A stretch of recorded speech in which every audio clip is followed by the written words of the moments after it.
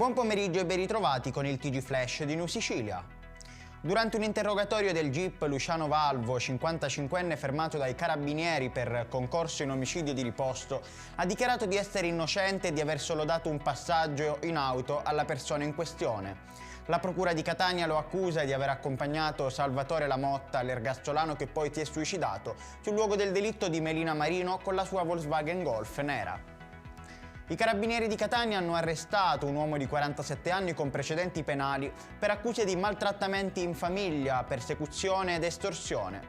Dopo un periodo di pace l'uomo aveva iniziato a tempestare di minacce telefoniche l'ex moglie e si presentava quotidianamente in casa per tentare di entrarvi.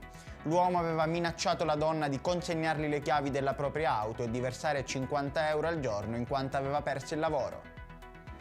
5 persone sono state indagate per l'aggressione a Salvatore Barcellona, il buttafuori della discoteca Country a Palermo, che ha perso l'occhio destro a causa di un pugno. L'addetto alla sicurezza è stato sottoposto a diversi interventi chirurgici, ma non è stato possibile salvare la funzionalità dell'occhio destro. La violenza si è verificata dopo che alcuni clienti non volevano pagare il prezzo d'ingresso e hanno reagito violentemente al rifiuto del buttafuori.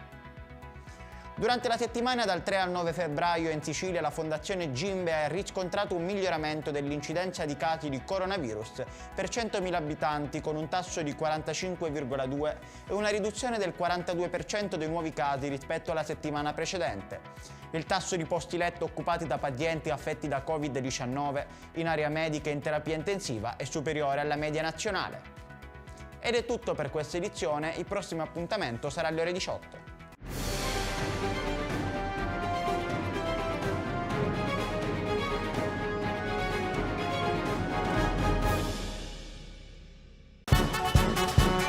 Benvenuti al Carnevale di Acireale. Dal 4 al 21 febbraio, coriandoli, luci, colori e tanto divertimento.